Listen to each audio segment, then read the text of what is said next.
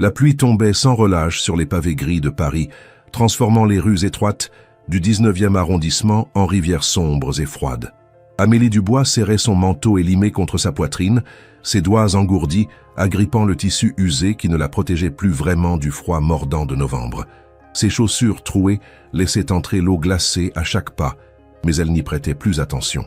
À 26 ans, elle avait appris à ignorer la douleur, qu'elle soit physique ou émotionnelle. C'était devenu une seconde nature, une armure invisible qu'elle avait forgée au fil des années de lutte et de survie dans cette ville impitoyable, qui promettait tant mais donnait si peu à ceux qui n'étaient pas nés du bon côté de la Seine. Le petit café où elle travaillait, le Papillon d'Or, se trouvait coincé entre une laverie automatique et un magasin de téléphones portables d'occasion. Ce n'était pas l'établissement glamour dont elle avait rêvé quand elle était arrivée de son village de Normandie 8 ans auparavant, pleine d'espoir et d'ambition. Elle avait imaginé travailler dans l'un de ces cafés chics des Champs-Élysées, servir des célébrités et des touristes fortunés, peut-être même rencontrer quelqu'un qui changerait sa vie. Mais la réalité avait été bien différente.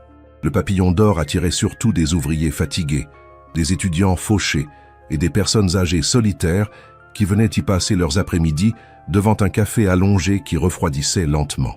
Les pourboires étaient maigres, le salaire encore plus, et son propriétaire, M. Beaumont, un homme aux bajoux pendantes et à la laine chargée de pastis, trouvait toujours une raison pour déduire quelque chose de sa paye déjà misérable. Pourtant, Amélie ne se plaignait jamais. Elle ne pouvait pas se le permettre. Chaque centime comptait.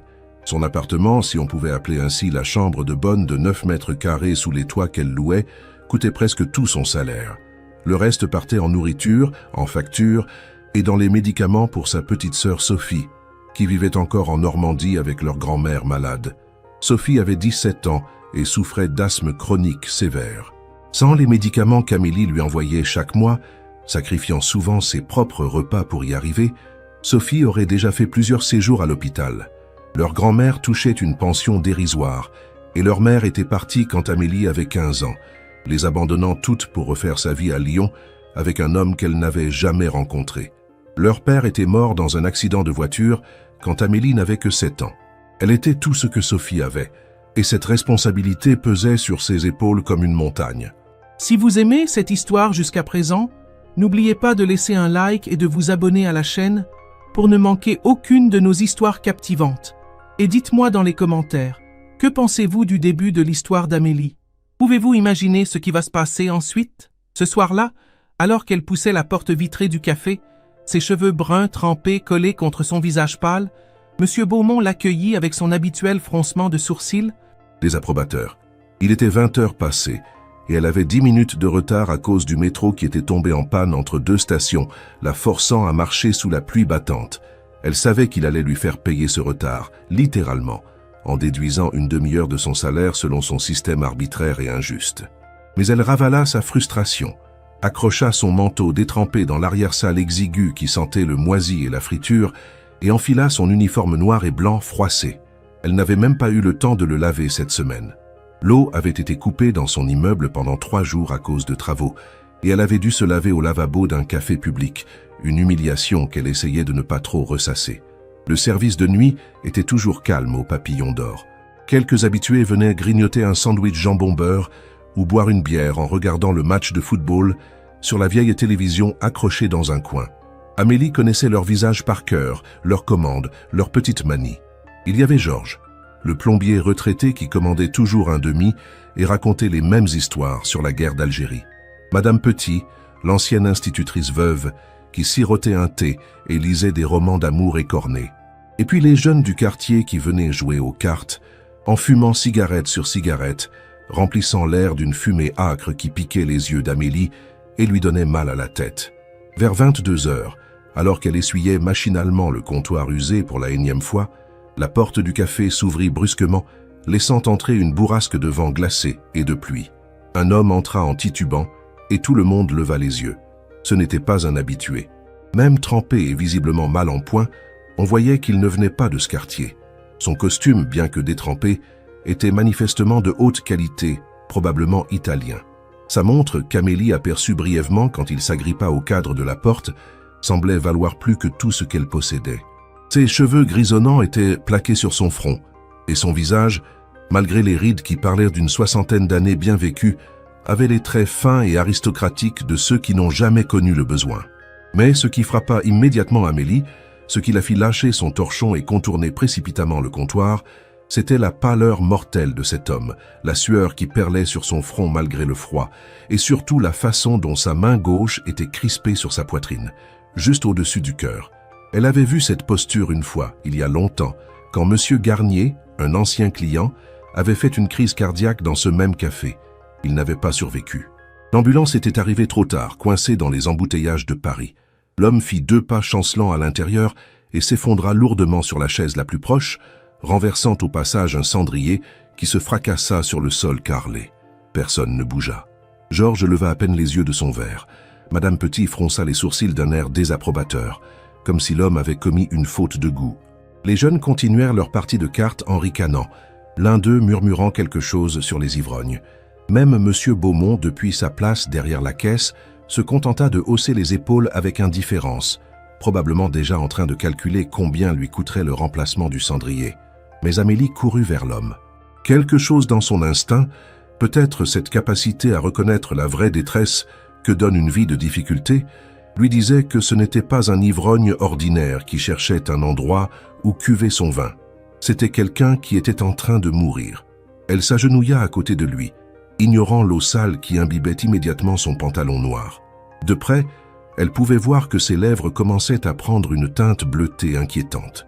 Sa respiration était courte, laborieuse, sifflante. Ses yeux d'un bleu acier intense même dans la détresse cherchèrent ceux d'Amélie avec une expression qui la transperça, un mélange de terreur, de surprise et d'une étrange reconnaissance, comme s'il ne s'attendait pas à ce que quelqu'un vienne à son aide. « Monsieur, qu'est-ce qui ne va pas? Où avez-vous mal ?» demanda Amélie, sa voix tremblante mais ferme. Elle posa instinctivement sa main sur son épaule, un geste de réconfort qu'elle ne réfléchit même pas. L'homme essaya de parler, mais seul un râle sortit de sa gorge. Il porta sa main à sa poche intérieure de veste, fouillant avec des doigts tremblants, et en sortit un petit flacon orange de médicaments. Le flacon lui échappa des mains et roula sur le sol. Amélie le rattrapa rapidement et lut l'étiquette. C'était de la nitroglycérine, un médicament pour le cœur. Elle en avait entendu parler. Son grand-père en prenait avant de mourir. Sans hésiter, elle ouvrit le flacon et plaça un comprimé sous la langue de l'homme, comme elle avait vu les infirmières le faire pour son grand-père. Puis, elle se tourna vers M. Beaumont, qui les observait de loin avec plus de curiosité qu'autre chose. « Appelez une ambulance, tout de suite. Cet homme fait une crise cardiaque », cria-t-elle avec une autorité qu'elle ne se connaissait pas. M. Beaumont hésita, son regard passant de l'homme effondré à Amélie, puis à l'horloge murale. Elle savait ce qu'il pensait. Une ambulance, des policiers, des questions, peut-être des problèmes avec la licence du café, si jamais quelqu'un mourait dans son établissement. Il n'aimait pas les complications. « Appelez maintenant ou je le fais moi-même et je raconte aux flics que vous avez refusé de le faire. » Le ton d'Amélie était glacial, presque menaçant. Elle ne se reconnaissait pas elle-même, mais elle s'en fichait. Cet homme avait besoin d'aide, et elle n'allait pas le laisser mourir parce que son patron était un lâche égoïste. À contre-cœur, M. Beaumont décrocha le téléphone et composa le 15. Pendant ce temps, Amélie restait près de l'homme, lui tenant la main. Sa peau était glacée, moite. Elle pouvait sentir son pouls qui battait faiblement, irrégulièrement, sous ses doigts. Elle ne savait pas quoi faire d'autre. Alors elle fit la seule chose qui lui venait à l'esprit. Elle lui parla. « Tenez bon, monsieur. L'ambulance arrive. Vous allez vous en sortir. Ne fermez pas les yeux. Restez avec moi. Comment vous appelez-vous » Sa voix était douce maintenant, apaisante, presque maternelle. L'homme essaya de répondre, ses lèvres formant un mot, mais aucun son ne sortit. Puis avec un effort visible qui le fit grimacer de douleur, il murmura dans un souffle à peine audible « Gabriel, Gabriel Moncler ». Le nom ne disait rien à Amélie, mais elle hocha la tête comme si c'était important. « Gabriel, c'est un beau nom. Je m'appelle Amélie. Restez avec moi, Gabriel. Pensez à quelque chose de beau, à quelqu'un que vous aimez. Vous avez de la famille. » Il cligna des yeux une fois, un oui. Une larme, unique et inattendue, roula sur sa joue ridée. Cette larme brisa quelque chose dans le cœur d'Amélie. Cet homme riche qui semblait si puissant dans son costume élégant malgré sa condition, pleurait. Il avait peur. Il était seul. Et il allait peut-être mourir ici, dans ce café minable, loin de tous ceux qu'il aimait. Ils vont être si heureux de vous revoir, tenez bon pour eux. L'ambulance ne devrait plus tarder maintenant. » Amélie ne savait même pas si c'était vrai, mais elle devait dire quelque chose, n'importe quoi pour le garder conscient, pour l'empêcher de glisser dans ce silence permanent que la mort apportait. Les minutes qui suivirent s'étirèrent comme des heures. Amélie continua à parler, à tenir la main de Gabriel, à surveiller sa respiration.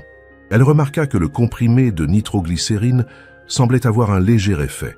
Sa respiration était un peu moins laborieuse, mais il était toujours dans un état critique. Autour d'eux, la vie du café continuait presque normalement. Georges avait commandé un autre demi. Les jeunes avaient terminé leur partie de cartes et étaient partis en claquant la porte. Seule Madame Petit s'était rapprochée, observant la scène avec une expression indéchiffrable, quelque chose entre la compassion et la curiosité morbide. Enfin, après ce qui sembla être une éternité, mais ne fut probablement que 10 minutes, les sirènes de l'ambulance se firent entendre se rapprochant rapidement. 2 ambulanciers entrèrent précipitamment, poussant un brancard, suivi d'une jeune médecin urgentiste aux cheveux tirés en queue de cheval. Ils prirent immédiatement la situation en main, avec l'efficacité professionnelle de ceux qui ont vu cela 1000 fois. « Qu'est-ce qui s'est passé ?» demanda la médecin en s'agenouillant à côté de Gabriel et en sortant son stéthoscope. « Il est entré il y a environ 15 minutes. Il tenait sa poitrine, il avait du mal à respirer. Je pense qu'il fait une crise cardiaque. Je lui ai donné un de ces comprimés de nitroglycérine, » expliqua Amélie rapidement, s'écartant pour laisser la place aux professionnels. La médecin hocha la tête d'un air approbateur. « Vous avez bien fait, ça lui a probablement sauvé la vie. » Elle se tourna vers ses collègues. « Infarctus du myocarde probable. On l'emmène à la Pitié-Salpêtrière. Allez, on y va. » Ils soulevèrent Gabriel sur le brancard avec des gestes précis et rapides. Alors qu'ils le transportaient vers la sortie, Gabriel tourna la tête vers Amélie. Leurs regards se croisèrent une dernière fois. Dans ses yeux, elle vit quelque chose qu'elle ne saurait décrire avec des mots, quelque chose de profond et d'intense. Puis il disparut dans la nuit pluvieuse, avalé par les portes arrière de l'ambulance dont les lumières bleues clignotaient encore sur les murs du café. Le silence retomba. Amélie se releva lentement, ses genoux douloureux, son pantalon trempé. Elle réalisa soudain qu'elle tremblait de tout son corps, que son cœur battait à tout rompre. L'adrénaline qu'il avait portée pendant ces minutes d'urgence se retirait, la laissant épuisée et vidée. « Bon, ben voilà, c'est fini ce cirque. Amélie, nettoie-moi ce bordel et retourne au travail. T'as assez perdu de temps comme ça, » grogna M. Beaumont, déjà retourné à sa caisse et à son journal. Amélie le regarda, incrédule. Elle venait peut-être de sauver la vie d'un homme, et tout ce qu'il trouvait à dire, c'était qu'elle avait perdu du temps. Quelque chose bouillonna en elle, une colère qu'elle avait toujours réprimée, toujours avalée pour ne pas perdre ce travail misérable dont elle avait si désespérément besoin. « Vous n'avez même pas de cœur, murmura-t-elle, plus pour elle-même que pour lui. « Quoi? Qu'est-ce que t'as dit ?» Il leva les yeux, ses petits yeux porcins brillant d'une colère naissante. « Rien, monsieur Beaumont, rien du tout. » Elle ramassa le cendrier brisé et alla chercher un balai dans l'arrière-boutique. Ses mains tremblaient encore tandis qu'elle balayait les débris de céramique. Elle pensa à Gabriel Moncler, se demandant s'il allait survivre, s'il avait une famille qui l'attendait quelque part, s'il se souviendrait de la serveuse qui lui avait tenu la main dans ses derniers moments conscients. Elle ne s'attendait pas à avoir de ses nouvelles. Pourquoi le ferait-il? Elle n'était qu'une simple serveuse qui avait fait ce que n'importe qui aurait dû faire, aider quelqu'un en détresse. Dans quelques jours, il aurait sûrement oublié son visage, son nom. Il retournerait à sa vie de luxe et de privilèges, et elle continuerait à lutter jour après jour dans sa vie de misère et de sacrifice. C'était ainsi que le monde fonctionnait. Les riches et les pauvres ne se croisaient que brièvement, comme des comètes sur des orbites différentes, avant de repartir chacun vers leur destinée séparée. Cette nuit-là, quand elle rentra enfin dans sa minuscule chambre sous les toits à 3 heures du matin, épuisée jusqu'aux os, elle s'effondra sur son matelas fin sans même prendre la peine de se déshabiller. Elle s'endormit presque instantanément, mais ses rêves furent repeuplés d'yeux bleus acier et de mains froides qui cherchèrent les siennes dans l'obscurité. Le lendemain matin, elle fut réveillée par son réveil, qui sonnait agressivement à 9 heures. Elle devait être au café pour le service du déjeuner à 11 heures. Son corps entier protestait alors qu'elle se forçait à se lever. Ses genoux étaient enflés et douloureux là où elle s'était agenouillée sur le sol dur du café. Sa tête tambourinait d'un mal de tête lancinant dû au manque de sommeil. Elle se regarda dans le petit miroir fissuré accroché au mur. Son reflet lui renvoya l'image d'une jeune femme qui paraissait bien plus vieille que ses 26 ans. Des cernes sombres sous les yeux, une peau terne, des lèvres gercées. Quand était-elle devenue cette personne? Où était passée la jeune fille pleine de rêves qui était montée dans ce train pour Paris il y a 8 ans? Elle secoua la tête pour chasser ses pensées noires. Elle n'avait pas le luxe de s'apitoyer sur son sort. Sophie comptait sur elle. Sa grand-mère comptait sur elle. Elle devait continuer un jour après l'autre, une heure après l'autre, parce que c'était ce qu'on faisait quand on n'avait pas le choix. Elle descendit les 6 étages à pied, l'ascenseur de l'immeuble étant en panne depuis des mois, et s'arrêta à la boulangerie du coin pour acheter une baguette racise de la veille, vendue à moitié prix. Ce serait son petit déjeuner, et probablement son déjeuner aussi. Elle garda le reste de son argent pour le dîner, peut-être une boîte de soupe qu'elle pourrait chauffer sur sa petite plaque électrique. Le métro était bondé comme toujours, une masse compacte de corps anonymes se pressant les uns contre les autres dans une promiscuité forcée et désagréable. Amélie se laissa porter par le flot, son esprit ailleurs. Elle pensait à Gabriel Moncler. Était-il encore en vie? Était-il en salle d'opération en ce moment même? Ou était-il déjà mort, une statistique de plus dans les registres des hôpitaux parisiens? Quand elle arriva au Papillon d'Or, il y avait déjà une petite file de clients qui attendèrent dehors, des ouvriers en pause déjeuner qui venaient pour le menu à 10 €, steak frites et une boisson. Monsieur Beaumont était déjà là, préparant la salle, son expression aussi revêche que d'habitude. Il ne mentionna pas l'incident de la veille. Et Amélie non plus. C'était comme si rien ne s'était passé. Le service du midi fut frénétique comme toujours. Amélie courait de table en table, prenant les commandes, servant les plats que le cuisinier, un Tunisien bourru nommé Rachid, préparait dans la minuscule cuisine qui sentait perpétuellement la graisse brûlée. Elle esquivait les mains baladeuses de certains clients, souriait aux blagues douteuses d'autres, comptait mentalement les pourboires maigres qui s'accumulaient dans sa poche. 3,50 € à midi. Pas terrible. Il faudrait qu'elle fasse mieux ce soir. L'après-midi fut plus calme. Amélie profita d'un moment de répit pour s'asseoir dans l'arrière-boutique et manger sa baguette avec un peu de fromage que Rachid lui avait gentiment donné. C'était un homme bon, Rachid, malgré son air bourru. Il savait ce que c'était que de se battre pour survivre. Il avait fui la Tunisie pendant le printemps arabe, laissant derrière lui une femme et 2 enfants qu'il n'avait pas revus depuis 5 ans. Il envoyait presque tout son salaire en Tunisie, vivant dans un foyer pour travailleurs immigrés où il partageait une chambre avec 4 autres hommes. Comparé à lui, Amélie réalisait qu'elle avait encore de la chance. Au moins, elle avait sa propre chambre, aussi misérable soit-elle. Vers 15 h, alors que le café était presque vide à l'exception de Madame Petit qui lisait son roman habituel dans son coin, la porte s'ouvrit et un homme entra. Amélie leva les yeux distraitement, prête à prendre sa commande, puis resta figée. Ce n'était pas un client ordinaire. C'était un homme grand, la cinquantaine élégante, vêtu d'un costume 3 pièces impeccable gris anthracite qui criait luxe et pouvoir. Ses chaussures en cuir brillaient même dans la lumière terne du café. Il portait des lunettes à monture dorée et tenait une mallette en cuir noir. Tout en lui hurlait qu'il n'avait absolument rien à faire dans un endroit comme le Papillon d'Or. Il s'approcha du comptoir où Amélie se tenait, son regard balayant rapidement le café avec une expression de dégoût à peine dissimulée. Quand ses yeux se posèrent sur elle, quelque chose changea dans son expression.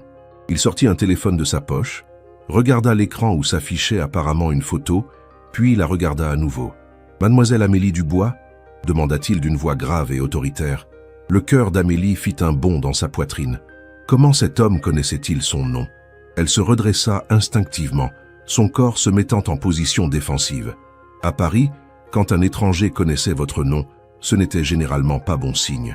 Elle pensa immédiatement à des dettes qu'elle aurait oubliées, à des problèmes administratifs, peut-être même à quelque chose concernant Sophie ou sa grand-mère. « Oui, c'est moi. Qui êtes-vous » Sa voix était plus tremblante qu'elle ne l'aurait voulu. L'homme esquissa ce qui pouvait passer pour un sourire, bien qu'il n'atteignît pas ses yeux. « Je m'appelle Maître Jean-Pierre Rousseau. Je suis l'avocat personnel de Monsieur Gabriel Moncler. Je crois que vous avez rencontré mon client hier soir. » Gabriel. Le nom résonna dans l'esprit d'Amélie comme une cloche. Elle porta instinctivement sa main à sa bouche. « Mon Dieu, est-ce qu'il va bien? Est-ce qu'il a survécu ?» Pour la première fois, le masque professionnel de l'avocat se fissura légèrement et quelque chose qui ressemblait à de la surprise passa sur son visage. « Vous ne savez pas qui il est, n'est-ce pas ?» Amélie secoua la tête, confuse. « Non, Il m'a juste dit son nom. Gabriel Moncler. Pourquoi? Qui est-ce? L'avocat la regarda pendant un long moment, comme s'il essayait de déterminer si elle mentait ou non. Puis il sembla prendre une décision.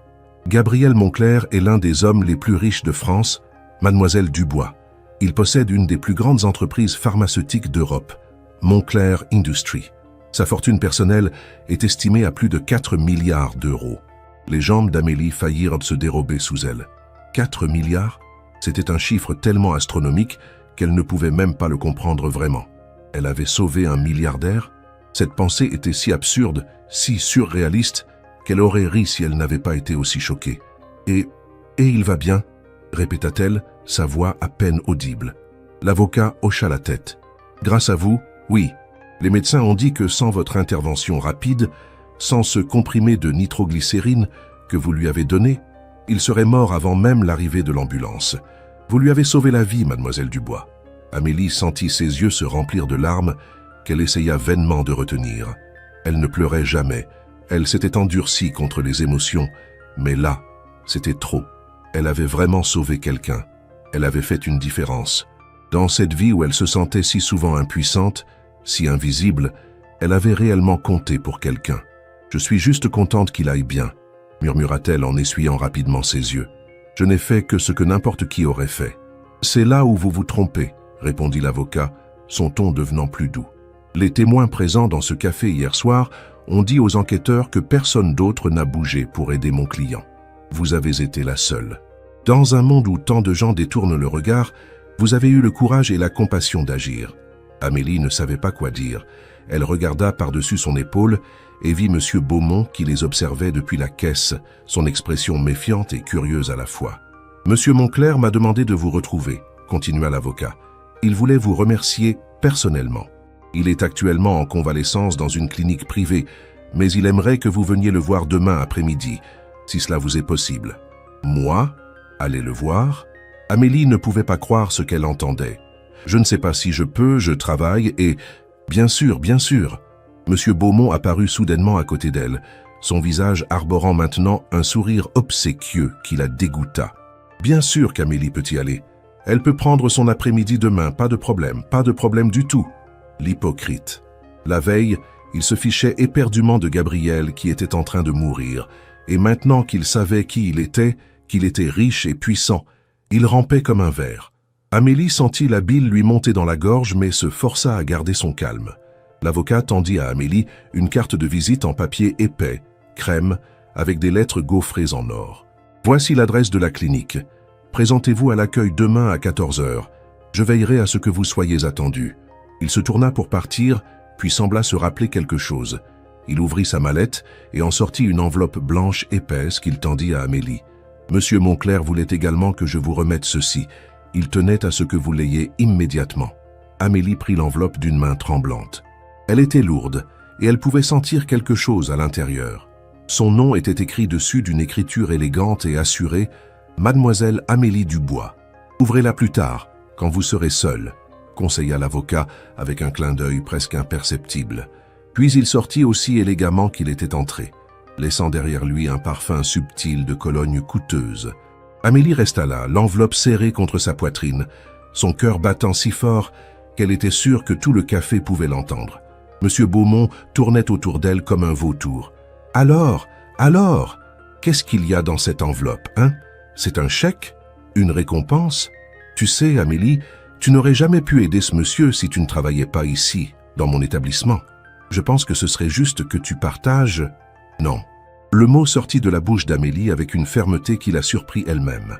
Elle leva les yeux vers son patron et pour la première fois depuis qu'elle travaillait pour lui, elle ne baissa pas le regard. « Non, monsieur Beaumont, cette enveloppe m'est adressée, c'est à moi. » Son visage devint rouge de colère. « Comment oses-tu me parler sur ce ton? Tu oublies qui paie ton salaire, petite? Mon salaire que vous me volez à chaque occasion que vous trouvez ?» Les mots jaillirent d'Amélie avant qu'elle ne puisse les retenir. Des années de frustration et d'humiliation remontant à la surface comme un geyser.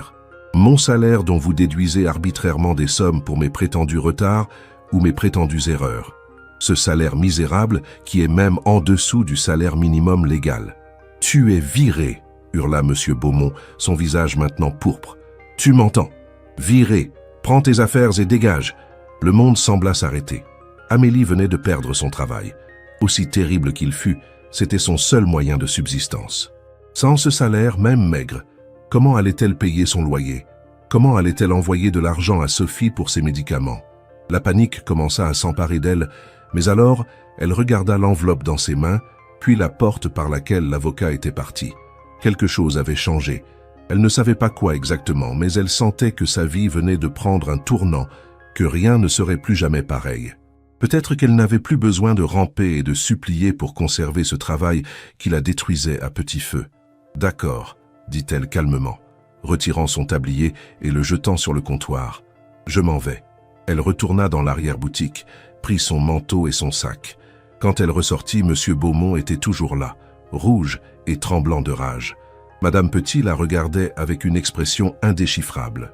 Rachid avait passé la tête par la porte de la cuisine, ses yeux exprimant de l'inquiétude et quelque chose qui ressemblait à de l'admiration. « Bonne chance, Amélie », murmura Rachid alors qu'elle passait devant lui. « Merci, Rachid. Bonne chance à toi aussi. » Elle lui adressa un petit sourire triste, sachant qu'elle ne le reverrait probablement jamais. Elle sortit du papillon d'or pour la dernière fois, la clochette tintant joyeusement au-dessus de sa tête, inconsciente du drame qui venait de se jouer. Dehors, la pluie avait cessé, et un pâle rayon de soleil perçait à travers les nuages gris. Amélie s'arrêta sur le trottoir, respirant profondément l'air frais, puis elle ouvrit l'enveloppe. À l'intérieur, il y avait une liasse de billets de banque et une note manuscrite sur du papier à en-tête élégant. Amélie compta rapidement l'argent, et ses jambes faillirent céder. 10 000 euros. Il y avait 10 000 euros dans cette enveloppe. C'était plus d'argent qu'elle n'en avait jamais vu de sa vie, plus que ce qu'elle gagnait en un an au café. D'une main tremblante, elle déplia la note et lut « Chère mademoiselle Dubois, les mots me manquent pour exprimer ma gratitude pour ce que vous avez fait hier soir. Vous m'avez sauvé la vie alors que vous ne me connaissiez même pas, sans attendre de récompense ou de reconnaissance. Dans ma position, j'ai appris que les vraies actions désintéressées sont rares. La plupart des gens qui m'entourent veulent quelque chose de moi, mon argent, mon influence, mon nom. Mais vous ne saviez même pas qui j'étais. Et pourtant, vous avez agi avec une bonté et une compassion qui m'ont profondément touché. Veuillez accepter cette modeste somme comme un premier témoignage de ma reconnaissance. Je sais que cela ne peut jamais égaler la valeur de la vie que vous m'avez rendue, mais j'espère que cela vous aidera. Je vous en prie, venez me voir demain à la clinique. J'aimerais vous remercier en personne et, si vous me le permettez, discuter de la façon dont je pourrais vous aider en retour. Avec toute ma gratitude, Gabriel Moncler. Amélie relut la lettre 3 fois, les larmes coulant librement sur ses joues maintenant. Elle ne pouvait plus les retenir. 10 000 euros. Cela signifiait qu'elle pouvait payer son loyer pour les 6 prochains mois, qu'elle pouvait envoyer de l'argent à Sophie pour 1 an de médicaments, qu'elle pouvait acheter de vrais repas, peut-être même de nouveaux vêtements, des chaussures sans trous. Cela signifiait qu'elle pouvait respirer pour la première fois depuis qu'elle était arrivée à Paris. Elle replia soigneusement la lettre et l'argent, les remit dans l'enveloppe qu'elle glissa dans son sac contre son cœur. Puis, elle commença à marcher, sans vraiment savoir où elle allait. Elle marcha pendant des heures à travers les rues de Paris qui lui paraissaient soudain différentes, plus lumineuses, plus belles. Elle passa devant des monuments qu'elle n'avait jamais pris le temps d'admirer, trop occupée à courir d'un travail à l'autre. Elle s'assit au bord de la Seine et regarda les bateaux mouches passer, remplis de touristes qui prenaient des photos et riaient. La nuit tombait quand elle arriva enfin à son immeuble. Elle monta les 6 étages, entra dans sa petite chambre, et pour la première fois depuis des années, elle ne s'effondra pas immédiatement d'épuisement. Elle s'assit sur son lit et appela Sophie. « Allô ?» La voix de sa petite sœur était faible et soufflée. Amélie sentit son cœur se serrer. Sophie avait encore eu une crise. « Sophie, ma chérie, c'est moi. Comment tu vas ?»« Ça va, ça va. Juste une petite crise ce matin, mais ça va mieux maintenant. Mamie m'a emmené chez le docteur, il a augmenté mon traitement. Mais ne t'inquiète pas pour l'argent, Amélie. On va se débrouiller. Sophie, écoute-moi. » La voix d'Amélie se brisa d'émotion. « Il s'est passé quelque chose d'incroyable aujourd'hui. Je vais t'envoyer de l'argent, beaucoup d'argent. Tu pourras avoir tous les médicaments dont tu as besoin, et même voir un spécialiste à Paris si tu veux. Et peut-être que tu pourras enfin venir vivre avec moi ici. » Il y eut un silence à l'autre bout du fil. Puis Sophie murmura « Amélie, qu'est-ce que tu as fait ?» Amélie rit à travers ses larmes. « J'ai sauvé la vie de quelqu'un, Sophie. J'ai sauvé la vie d'un homme. Et maintenant, il veut m'aider. Je ne sais pas ce qui va se passer, mais je sens que tout va changer. Tout va enfin changer. » Elles parlèrent pendant plus d'1 heure. Amélie racontant toute l'histoire à sa sœur, les détails qu'elle avait notés, les émotions qu'elle avait ressenties. Quand elle raccrocha enfin, elle se sentait plus légère qu'elle ne l'avait été depuis des années. Cette nuit-là, elle dormit profondément, sans rêve, son corps et son esprit enfin en paix. Le lendemain matin, Amélie se réveilla avec une sensation étrange, presque comme si tout n'avait été qu'un rêve. Mais non, l'enveloppe était toujours là, sur sa petite table de nuit, réelle et tangible. Elle prit une décision. Elle allait utiliser une partie de cet argent pour s'acheter quelque chose de décent à porter pour aller voir Gabriel Moncler. Elle ne voulait pas se présenter devant lui en haillons. Elle descendit dans le quartier du Marais, où elle savait qu'il y avait des boutiques abordables, mais élégantes. Elle dépensa 300 €, une somme qui lui aurait semblé astronomique 2 jours auparavant, pour acheter une simple robe bleu marine, des chaussures à talons confortables et même une petite veste en laine. Chez elle, elle prit une vraie douche chaude. L'eau ayant enfin été rétablie, se lava les cheveux avec un shampoing qu'elle avait acheté à la pharmacie plutôt que le savon bon marché qu'elle utilisait habituellement. Elle se maquilla légèrement, juste un peu de mascara et de gloss, et se regarda dans le miroir. La femme qui lui faisait face était différente de celle qu'elle avait vue la veille. Ses yeux brillaient, son visage avait retrouvé des couleurs. Elle se tenait plus droite, plus fière. Elle ressemblait enfin à la jeune fille qui était montée dans ce train pour Paris 8 ans auparavant, pleine d'espoir et de rêve. À 13h30, elle prit le métro vers le 16e arrondissement, où se trouvait la clinique privée dont l'adresse était inscrite sur la carte de visite de l'avocat. Le contraste avec son quartier était saisissant. Ici, les rues étaient propres, bordées d'arbres parfaitement taillés. Les immeubles étaient élégants, haussmanniens, avec leurs façades en pierre blanche et leurs balcons en fer forgé. Les voitures garées le long des trottoirs coûtaient probablement plus que tout ce qu'elle gagnerait dans sa vie.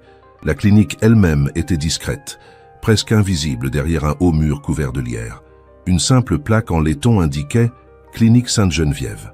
Amélie poussa le portail en fer forgé qui s'ouvrit avec un doux clic et se retrouva dans une cour pavée où une fontaine murmurait doucement. C'était comme entrer dans un autre monde, un monde de calme, de luxe discret, de privilèges. Le hall d'entrée ressemblait plus à celui d'un hôtel 5 étoiles qu'à celui d'une clinique. Le sol était en marbre blanc veiné d'or, les murs ornés de tableaux qui avaient l'air authentiques et probablement très chers. Il y avait même un piano à queue dans un coin et de grands bouquets de fleurs fraîches sur des consoles anciennes. Une jeune femme impeccablement habillée en tailleur noir se tenait derrière un comptoir en bois précieux. Elle leva les yeux à l'approche d'Amélie et sourit chaleureusement, sans aucune trace du mépris qu'Amélie avait si souvent rencontré dans les endroits chics. « Bonjour mademoiselle, comment puis-je vous aider ? J'ai rendez-vous avec monsieur Gabriel Moncler. Je suis Amélie Dubois. »« Ah oui, mademoiselle Dubois, nous vous attendions. Monsieur Moncler a beaucoup insisté pour que vous soyez reçue immédiatement. Si vous voulez bien me suivre ?» Elle contourna le comptoir et guida Amélie vers un ascenseur capitonné de velours rouge. Elles montèrent au 3e étage dans un silence confortable. Quand les portes s'ouvrirent, Amélie se retrouva dans un couloir large et lumineux, éclairé par de grandes fenêtres qui donnaient sur un jardin privé. Il ne ressemblait en rien au couloir d'hôpitaux froid et impersonnel qu'elle connaissait. C'était chaleureux, presque comme une maison. La réceptionniste s'arrêta devant une porte double et frappa doucement. Une voix masculine répondit « Entrez » et elle ouvrit la porte faisant signe à Amélie de passer. La chambre était en réalité une suite avec un salon, une chambre visible par une porte ouverte et ce qui semblait être une petite bibliothèque.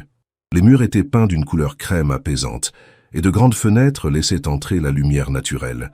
Il y avait des fleurs partout, des dizaines et des dizaines de bouquets qui embaumaient l'air d'un parfum délicat. Gabriel Moncler était assis dans un fauteuil près de la fenêtre, vêtu d'une robe de chambre en soie bordeaux. Il avait l'air beaucoup mieux que la dernière fois qu'elle l'avait vu. Ses joues avaient retrouvé des couleurs, mais il était toujours pâle et avait manifestement perdu du poids. Quand il la vit, son visage s'illumina d'un sourire qui le transforma complètement. « Mademoiselle Dubois », dit-il en se levant lentement, s'appuyant légèrement sur un accoudoir. « Vous êtes venue. Je commençais à craindre que vous ne vouliez pas me voir. » Amélie resta figée dans l'embrasure de la porte, soudain submergée par l'émotion. Cet homme était vivant. Il était debout, il souriait, Il parlait. Il était vivant grâce à elle. « Monsieur Moncler, Sa voix se brisa et elle dut s'éclaircir la gorge. « Je suis tellement heureuse de voir que vous allez bien. Grâce à vous. » Il s'approcha d'elle, pas à pas, et prit ses mains dans les siennes. Ses mains étaient chaudes maintenant, plus glacées comme l'autre soir. « Grâce à vous, mademoiselle Dubois, les médecins m'ont dit que j'ai eu un infarctus massif. Sans votre intervention immédiate, je serais mort en quelques minutes. Vous m'avez donné une seconde chance à la vie. Je n'ai fait que ce que n'importe qui aurait dû faire, » murmura Amélie, répétant les mêmes mots qu'elle avait dits à l'avocat. Mais personne d'autre ne l'a fait. Sa voix était ferme maintenant, intense. « Il y avait d'autres personnes dans ce café, Amélie. Puis-je vous appeler Amélie ? Et aucune d'entre elles n'a bougé. Elles m'ont regardé mourir sans lever le petit doigt. Mais vous avez couru vers moi. Vous m'avez tenu la main. Vous m'avez parlé. Vous m'avez gardé conscient. Vous avez été mon ange gardien dans ce qui aurait dû être mes derniers moments. » Des larmes coulaient sur les joues d'Amélie maintenant. Elle ne savait même pas pourquoi elle pleurait. Peut-être à cause de tout le stress des derniers jours, peut-être à cause de l'intensité de l'émotion dans la voix de Gabriel, peut-être simplement parce que pour une fois, quelqu'un reconnaissait sa valeur, voyait qu'elle comptait. « Venez, asseyez-vous. » Gabriel la guida doucement vers le canapé et s'assit en face d'elle. « Vous avez reçu mon enveloppe ?» Elle hocha la tête. « Oui, monsieur. C'était trop généreux. Je ne m'attendais pas. Ce n'était qu'un début, Amélie. Vraiment.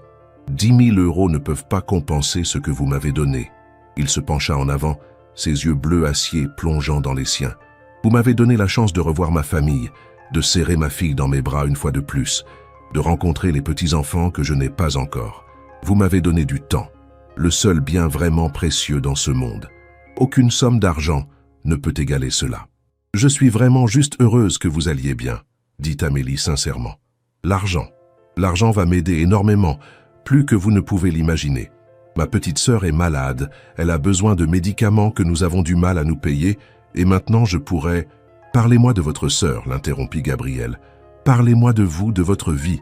Je veux vous connaître, Amélie. » Et elle parla. Elle ne savait pas pourquoi. Peut-être parce que cet homme l'écoutait vraiment, avec une attention qu'elle n'avait pas connue depuis des années. Peut-être parce qu'elle avait besoin de parler, de vider tout ce qu'elle gardait enfermé en elle. Elle lui raconta son enfance en Normandie, la mort de son père, le départ de sa mère, sa décision de venir à Paris pour trouver du travail et envoyer de l'argent à Sophie et sa grand-mère. Elle lui parla de sa chambre minuscule, de son travail au café, de M. Beaumont qui l'exploitait, de la lutte quotidienne pour simplement survivre. Gabriel l'écouta sans l'interrompre, son visage exprimant tour à tour la compassion, la colère et une tristesse profonde. Quand elle eut fini, il resta silencieux pendant un long moment. « Vous avez sacrifié votre propre vie pour prendre soin de votre sœur, » dit-il enfin, sa voix rauque d'émotion. « Vous n'aviez que 18 ans quand vous êtes venu à Paris, à peine plus qu'une enfant vous-même, et vous avez pris sur vos épaules la responsabilité d'une autre personne. Amélie, vous êtes quelqu'un d'extraordinaire. »« Non, commença-t-elle, mais il leva la main. « Si, vous l'êtes. Et maintenant, si vous me le permettez, j'aimerais vous aider comme vous m'avez aidé. » Il se leva et alla vers un bureau dans un coin de la pièce, ouvrit un tiroir et en sortit plusieurs documents. « J'ai déjà demandé à Maître Rousseau de préparer certaines choses, mais je voulais vous en parler d'abord, avoir votre accord. » Il revint s'asseoir et étala les documents sur la table basse entre eux. « Premièrement, votre sœur. J'ai les meilleurs spécialistes des maladies respiratoires dans mon réseau. Je voudrais que Sophie vienne à Paris pour être examinée par le docteur Lefebvre, qui dirige le département de pneumologie à l'hôpital Necker. Tous les frais seront bien sûr pris en charge par moi. Si un traitement plus avancé est nécessaire, elle l'aura. Si elle a besoin d'une intervention, elle aura les meilleurs chirurgiens. Je veux qu'elle ait accès aux meilleurs soins possibles. » Amélie ne pouvait pas parler. Elle ouvrait la bouche, mais aucun son ne sortait. Des soins pour Sophie?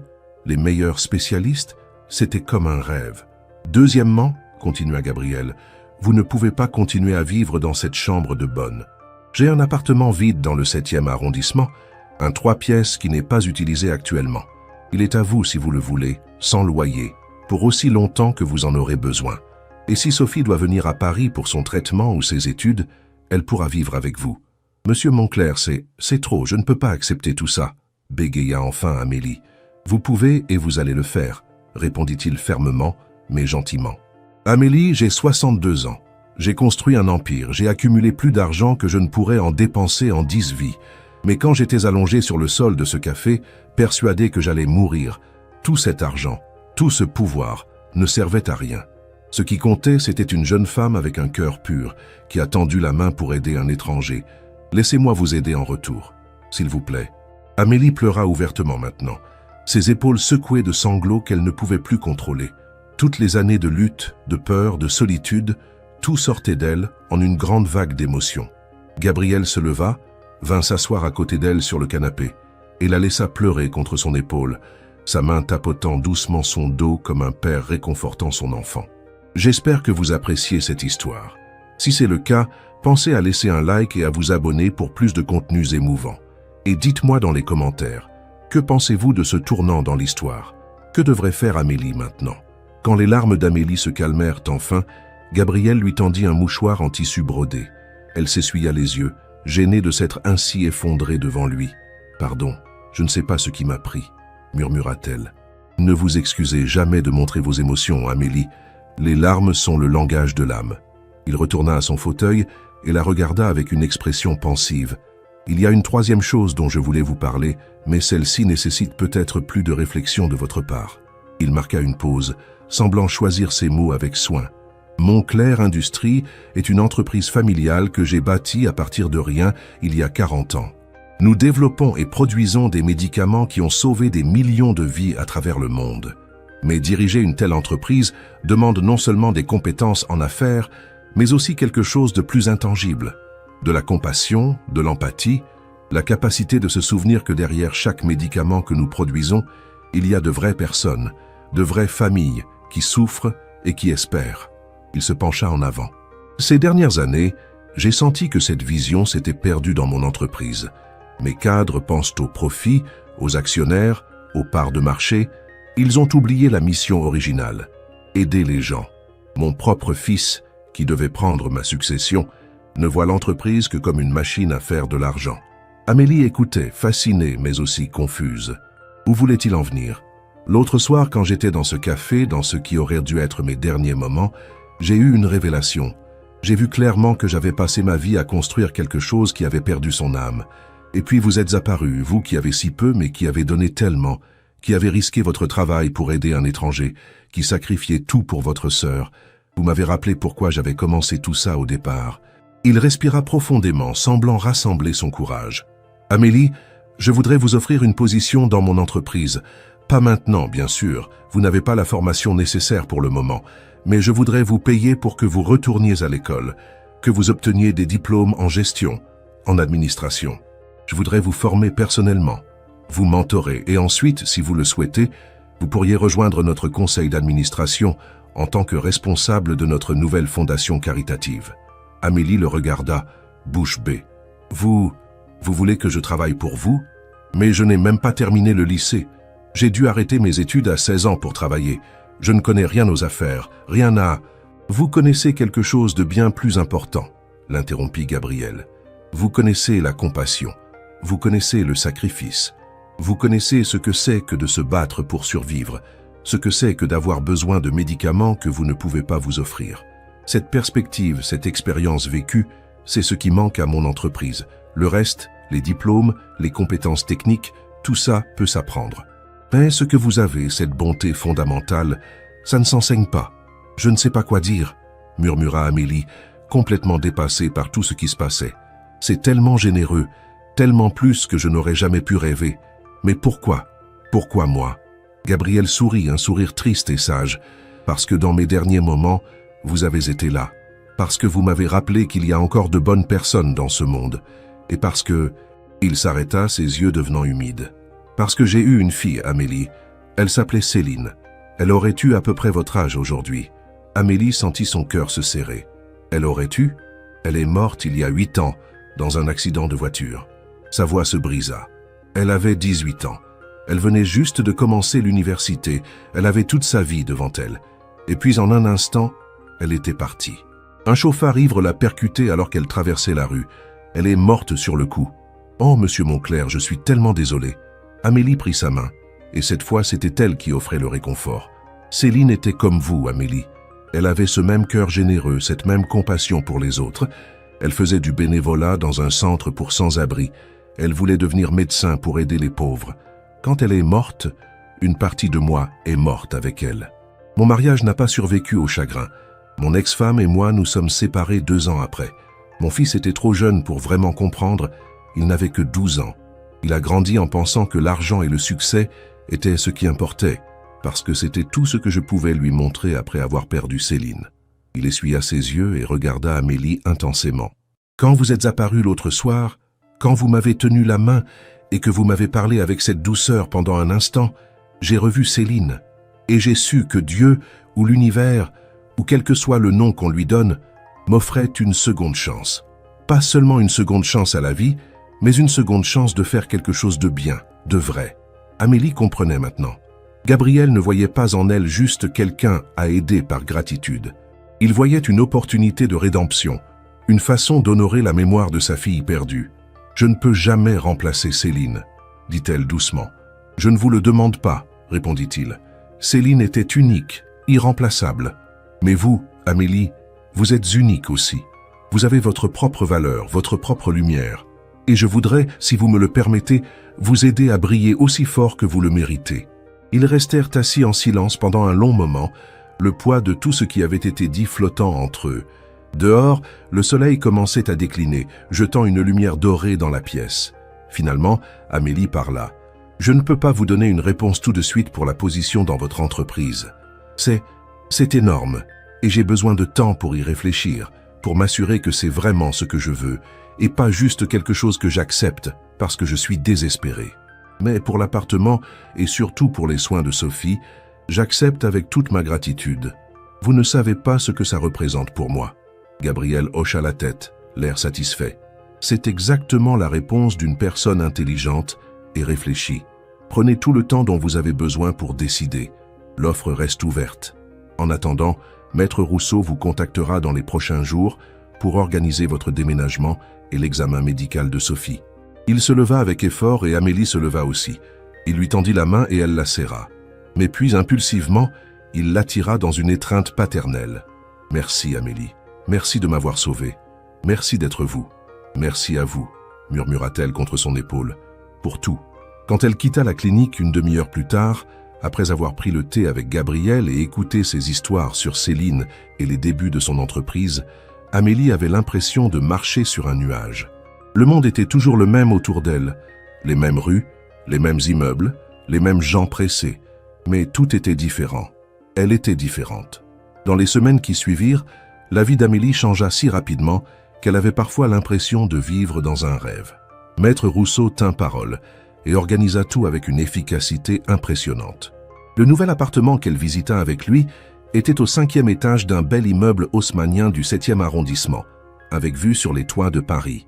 Il avait 3 pièces spacieuses, une cuisine moderne, une salle de bain avec une vraie baignoire, et même une petite terrasse avec des jardinières remplies de fleurs.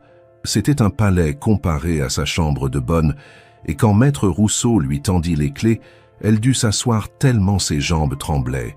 Elle emménagea 2 jours plus tard, ses maigres possessions remplissant à peine un coin du salon. L'appartement était meublé simplement mais élégamment, avec tout ce dont elle pouvait avoir besoin. Cette première nuit dans son nouveau lit, dans sa nouvelle chambre, Amélie resta éveillée pendant des heures, incapable de croire que tout cela était réel. Sophie vint à Paris la semaine suivante, accompagnée de leur grand-mère, qui voulait voir où vivait maintenant sa petite fille aînée. Quand Sophie entra dans l'appartement, ses yeux s'écarquillèrent de stupéfaction. « Amélie, c'est vraiment ici que tu vis maintenant ?» Les 2 sœurs s'étreignirent longuement, et Amélie sentit à quel point Sophie était devenue frêle, comme ses os saillaient sous sa peau pâle. Cela renforça sa détermination de faire tout ce qu'il fallait pour qu'elle reçoive les meilleurs soins possibles. Le rendez-vous avec le docteur Lefebvre fut programmé pour le lendemain. Amélie accompagna Sophie à l'hôpital Necker, tenant sa main pendant tous les examens. Le docteur Lefebvre était un homme dans la cinquantaine, avec des cheveux gris et des yeux gentils derrière des lunettes rondes. Il examina Sophie minutieusement pendant plus de 2 heures, effectuant des tests que leur médecin de campagne en Normandie n'avait jamais fait. Quand il les fit venir dans son bureau pour discuter des résultats, son expression était sérieuse, mais pas désespérée. « Sophie, votre asthme est en effet sévère, mais pas irréversible. Vous avez de la chance d'être venu me voir maintenant. Avec le traitement approprié, nous pouvons considérablement améliorer votre qualité de vie. » Il expliqua que Sophie devait changer de médication, passer à des inhalateurs plus modernes et plus efficaces. Elle devrait aussi suivre une thérapie respiratoire intensive pendant 3 mois. C'était un traitement coûteux, mais le docteur Lefebvre leur assura que tout était pris en charge grâce à Gabrielle Moncler. Dans 6 mois, si vous suivez le traitement à la lettre, vous devriez être capable de vivre une vie presque normale, dit-il en souriant à Sophie. Vous pourrez faire du sport, voyager, tout ce qu'une jeune fille de votre âge devrait pouvoir faire. Sophie pleura de joie et de soulagement. Amélie aussi. Leur grand-mère, qui était restée stoïque pendant tout l'examen, laissa enfin couler ses larmes.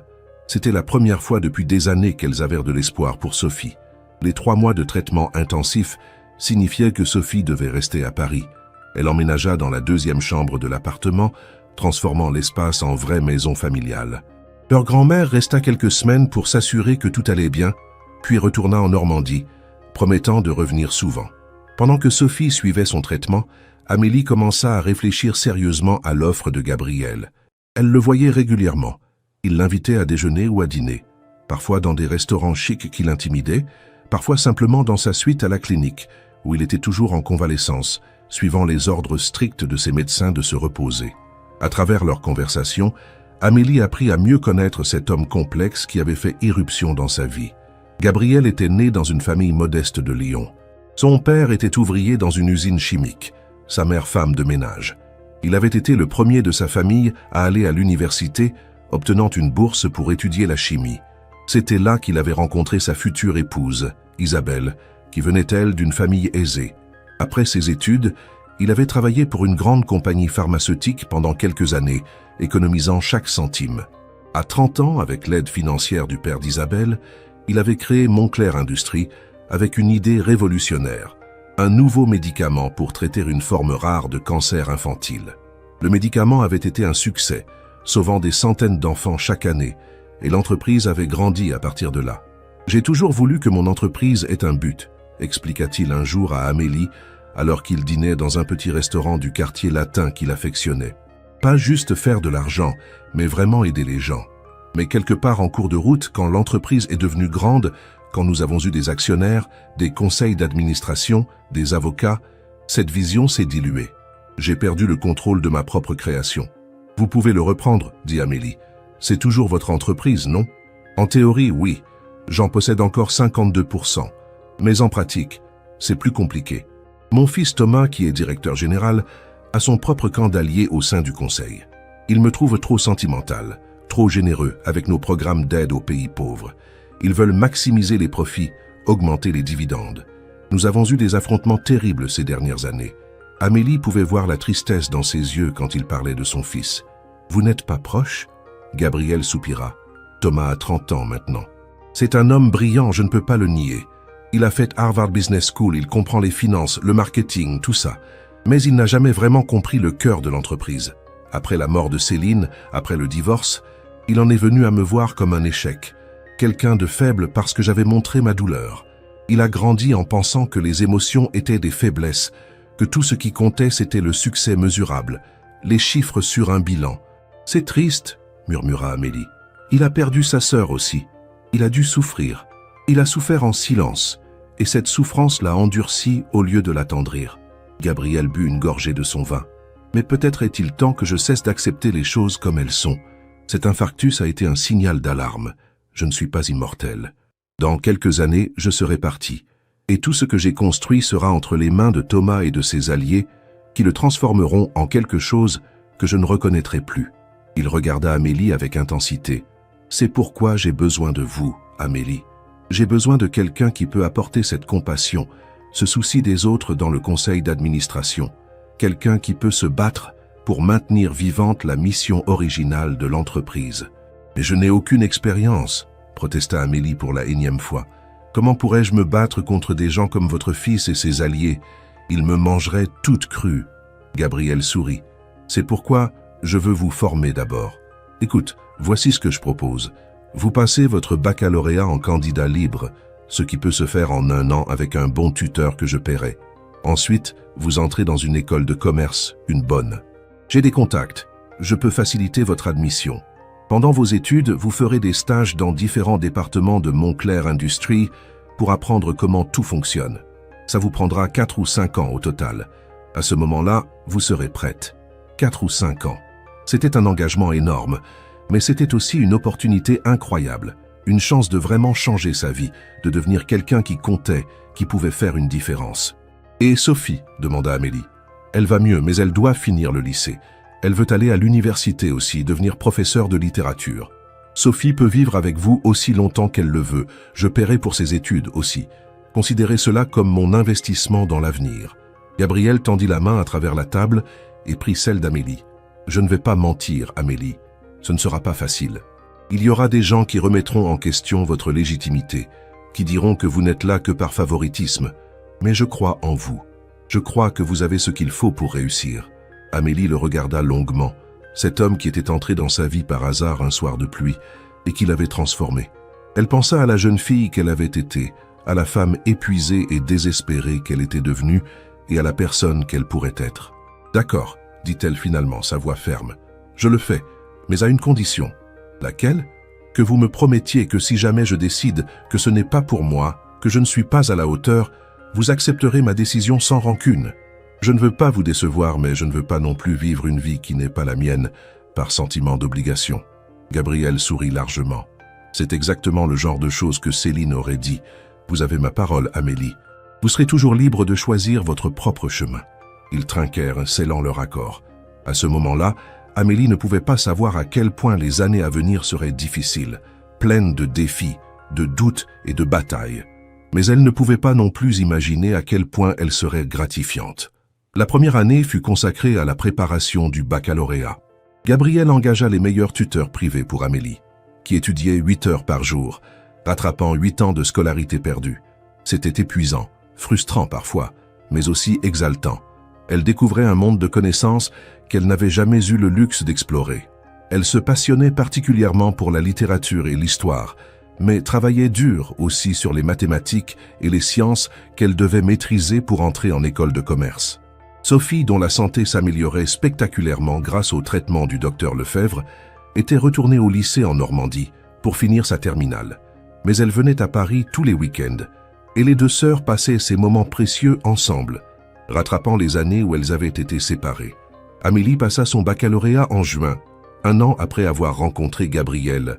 Elle obtint une mention bien, un exploit compte tenu qu'elle avait dû rattraper tant d'années en si peu de temps. Gabriel organisa une petite fête pour célébrer, invitant Sophie, leur grand-mère et quelques amis proches.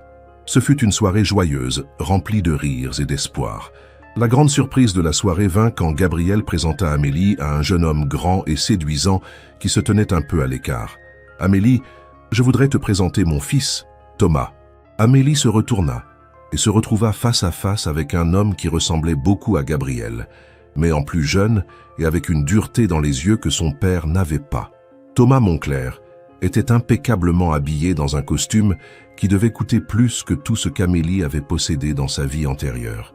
Ses cheveux bruns étaient coiffés en arrière, son visage était séduisant mais froid, et quand il lui serra la main, son sourire ne touchait pas ses yeux. « Enchante, mademoiselle Dubois, j'ai beaucoup entendu parler de vous. » Son ton était poli mais distant, presque condescendant. « Moi aussi j'ai entendu parler de vous, monsieur Montclair, » répondit Amélie, refusant de se laisser intimider. « Oh, je vous en prie, appelez-moi Thomas.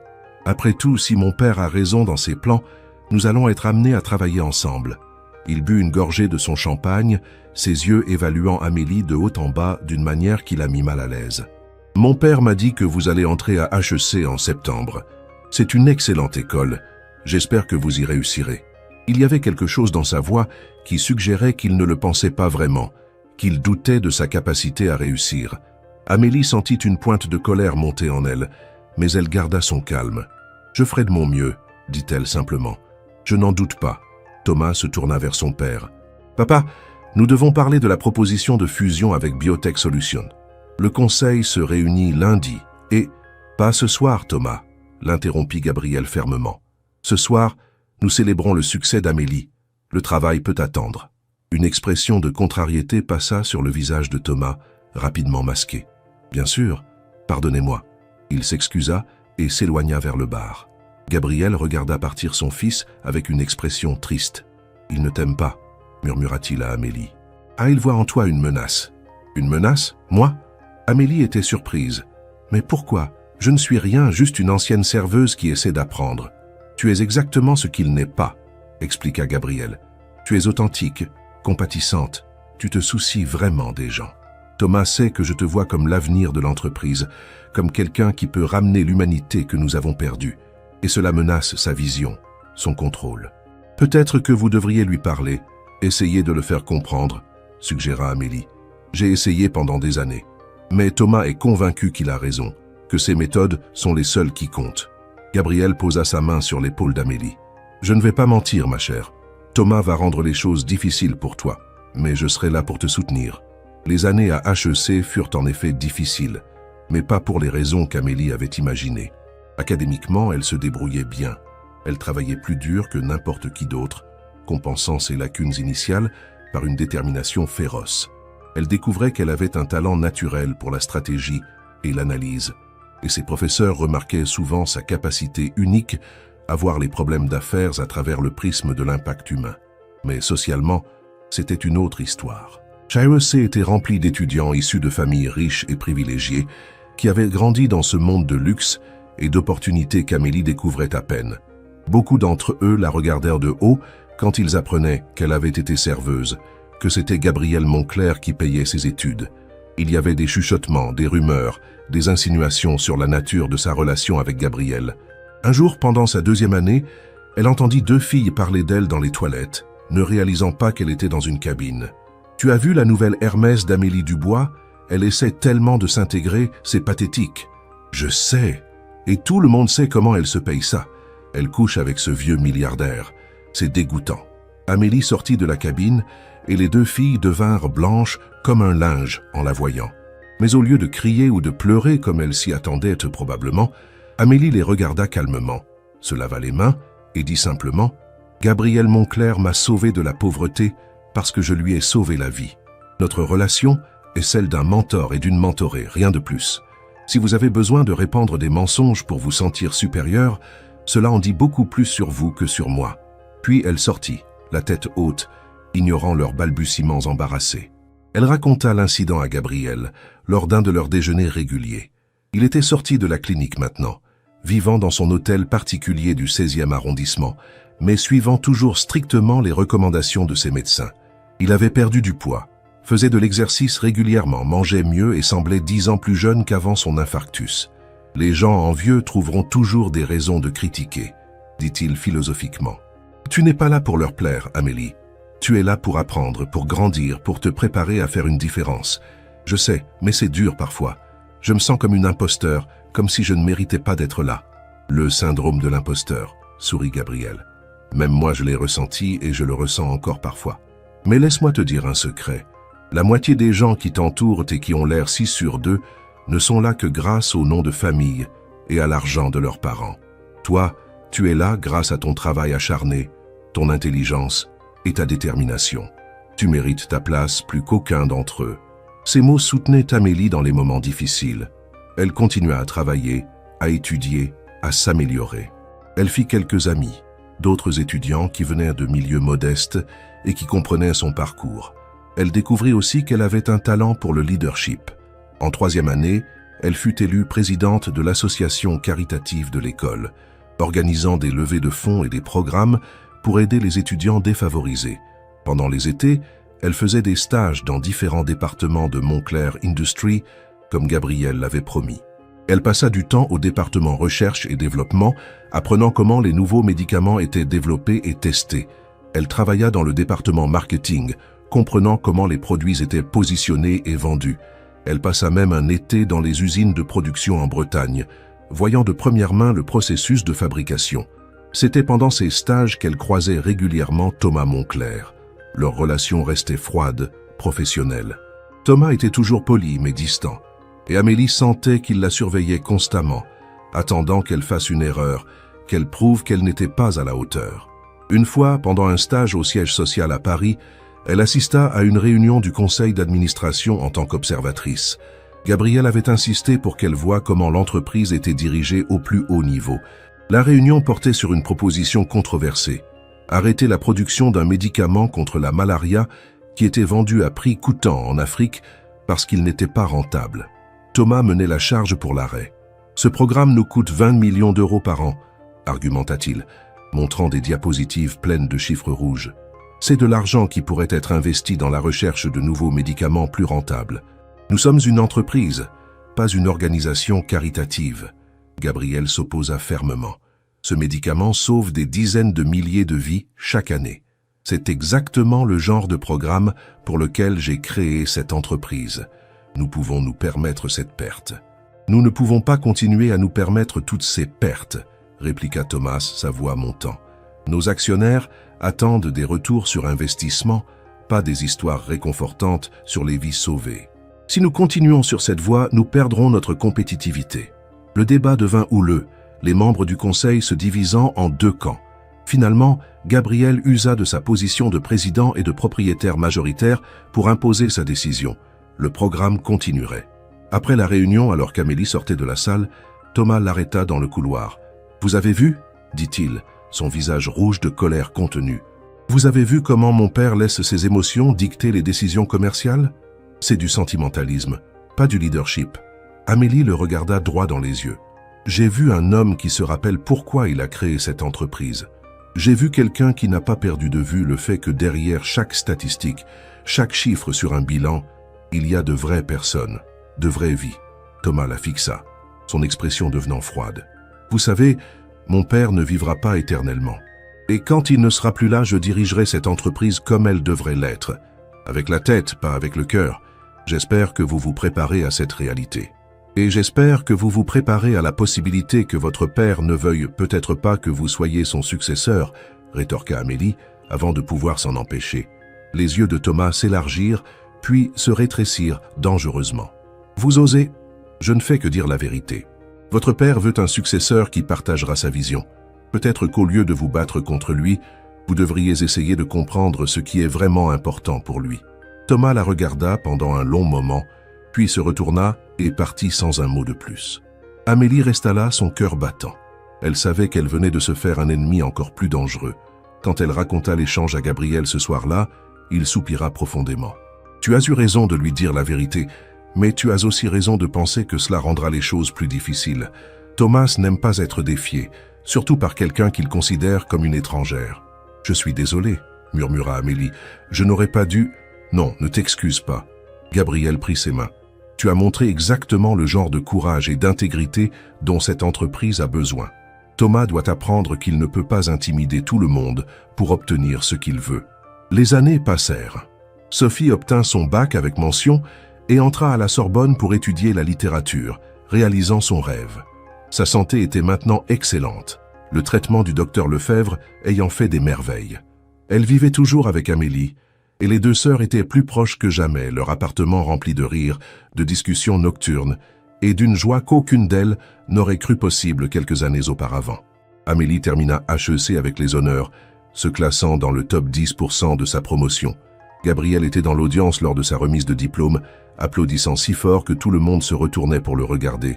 Sophie était là aussi, ainsi que leur grand-mère qui avait fait le voyage depuis la Normandie pour voir sa petite-fille accomplir ce que personne dans leur famille n'avait jamais fait.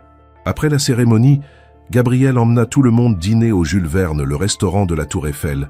Depuis leur table, ils avaient une vue imprenable sur tout Paris illuminé, la ville qui avait été si cruelle à Amélie, mais qui l'avait aussi transformée. « Un toast », dit Gabriel, levant son verre de champagne. « À Amélie qui a prouvé que le vrai succès ne vient pas d'où on est, mais de qui on choisit d'être. » Ils trinquèrent tous ensemble, le cristal tintant joyeusement. Amélie sentit les larmes lui monter aux yeux en regardant les visages de ceux qu'elle aimait, tous réunis pour célébrer ce moment. Elle pensa à la jeune fille désespérée qu'elle avait été, agenouillée sur le sol d'un café minable, tenant la main d'un étranger mourant. Si on lui avait dit alors qu'elle serait là 5 ans plus tard, diplômée d'une des meilleures écoles de commerce d'Europe, elle ne l'aurait jamais cru. Le lendemain, Amélie commença officiellement à travailler pour Moncler Industries. Gabriel avait créé spécialement pour elle le poste de directrice de la responsabilité sociale et de l'impact humanitaire, avec un siège au conseil d'administration. C'était une position puissante qui lui donnait une voix dans les décisions stratégiques de l'entreprise. Son premier jour, elle arriva au siège social de Montclair Industries, un imposant bâtiment de verre et d'acier dans le quartier de la Défense. En entrant dans le hall d'entrée avec ses plafonds cathédrales et ses sculptures modernes, elle se souvint de la première fois qu'elle avait vu Gabriel effondré sur une chaise dans un café minable. Le contraste était saisissant. Son bureau était au 10e étage, spacieux et lumineux, avec une vue panoramique sur Paris. Sur son bureau, elle trouva un bouquet de lys blanc, les fleurs préférées de Céline, et une note de Gabriel. « Aujourd'hui commence ta vraie mission. Fais-nous tous honneur, mais surtout, reste toujours toi-même. » Les premières semaines furent un tourbillon d'activités. Amélie rencontra tous les directeurs de département, étudia les programmes existants, analysa les budgets. Elle découvrit rapidement que beaucoup de programmes caritatifs de l'entreprise existaient surtout sur le papier, pour les relations publiques, mais avec peu d'impact réel. Elle commença à préparer un rapport détaillé avec des recommandations de changement. C'était lors d'une réunion du conseil d'administration, 3 mois après son arrivée, qu'elle présenta ses conclusions. La salle de conférence était remplie des personnages les plus puissants de l'entreprise, des hommes et quelques femmes en costumes impeccables, tous beaucoup plus âgés qu'elle, tous la regardant avec un mélange de curiosité et de scepticisme. Thomas était assis en face d'elle, son expression indéchiffrable. « Mesdames et messieurs, » commença Amélie, sa voix ferme malgré les papillons dans son estomac, « j'ai passé les 3 derniers mois à analyser nos programmes de responsabilité sociale. Ce que j'ai trouvé est décevant. » Elle activa la présentation sur le grand écran. « Nous dépensons 50 millions d'euros par an en programmes caritatifs, mais l'impact réel est minimal. Trop d'argent va en frais administratifs, en événements de relations publiques, en programmes qui sonnent bien sur le papier, mais n'aident personne réellement. » Il y eut des murmures dans la salle. Certains membres du conseil semblaient mal à l'aise. Thomas se pencha en avant, intéressé. « Par exemple, » continua Amélie, « notre programme de dons de médicaments en Afrique. Nous donnons des médicaments périmés ou presque périmés que nous ne pouvons plus vendre ici. Nous nous faisons bonne conscience. Nous obtenons des déductions fiscales. Mais ces médicaments sont souvent inutiles parce qu'ils arrivent dans des endroits sans infrastructure pour les distribuer ou les administrer correctement. Que proposez-vous alors ? Demanda un membre du conseil, un homme âgé avec une moustache blanche qui était directeur financier. Je propose que nous réduisions le nombre de programmes, mais que nous les rendions vraiment efficaces. Au lieu de disperser notre argent, concentrons-nous sur 3 ou 4 initiatives majeures où nous pouvons avoir un impact mesurable et durable. Amélie changea de diapositive. Par exemple, au lieu de donner des médicaments périmés, créons des cliniques mobiles dans les zones rurales d'Afrique avec du personnel formé et des médicaments appropriés. Cela coûtera plus cher au départ, mais l'impact sera réel. Combien plus cher ? C'était Thomas, sa voix coupante.